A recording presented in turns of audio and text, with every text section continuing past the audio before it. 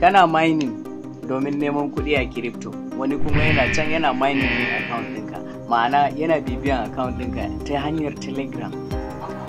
Ko ka san hakan na iya faruwa? To idan kuma kana zargin ko kuma kana kokonto baka nutsu da hakan ba, biyo mu a cikin wannan bidiyo domin nuna maka tabbacin hakan da kuma yadda zaka kaucewa hakan da kuma magance faruwan sace ma kuɗi na banki da kuma sauran abubuwan da yake kan wayanka.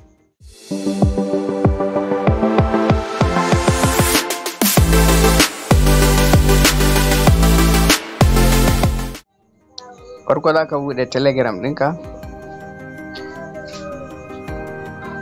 sai ka taɓa wannan ɗigo guda uku na gefen nan, sai ka zo cikin setting. Idan ka zo setting za ka danna devices. A nan wurin idan akwai wannan shine devices da muke amfani da shi, ma'ana Telegram account ɗina yana kan wannan device, wannan nan wurin Tecno Camon 20. Ga location ɗinsa, application na Android na Telegram ɗin ga location ɗinsa Nigeria, yana accepting screenshot, yana accepting calls, ma'ana devices ɗin da Telegram ɗin yake kai.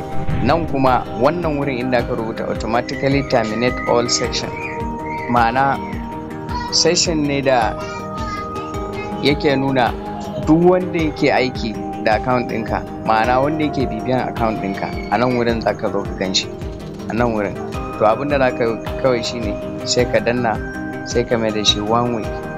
Idan ka mai da shi 1 week, ma'anan hakan yana nufin ka mai da shi duk bayan sati ɗaya automatically in wani ya yi linkin account ɗinka ko kuma yana bibiyan account ɗinka, ya dinga disconnecting ɗin shi automatically.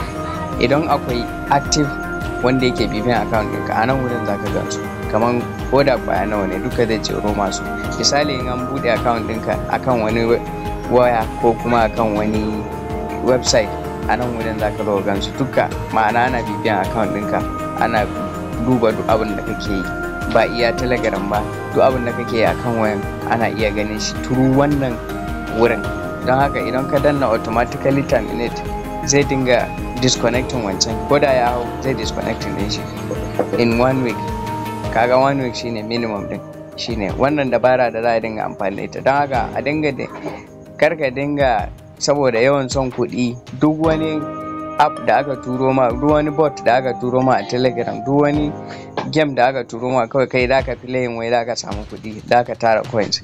Da ka dinga kiyayewa, duka abin da yake cikin wayarka ana iya ganin sa ta nan wurin ko kuma ta wani hanya daban. Kar ka bada kofa wani haka ya bude backdoor na wani kofa da zai samu ya shigo ya dinga satan information ɗinka. Bayan an gama mining, watakila baka samu kuɗin ba, kuma ɗan kuɗinka da yake banki ko account ɗinka ka ji babu su. Da haka mu kiyaye. Idan wannan bidiyo ya burge ku, ku gaya mana ra'ayinku a comment da Allah, sannan ku sharing zuwa sauran friends ɗinku, sannan kuma za ku iya following ɗinmu saboda samun update a koda yaushe. Mun gode, sai mun haɗu a wani sabon bidiyo.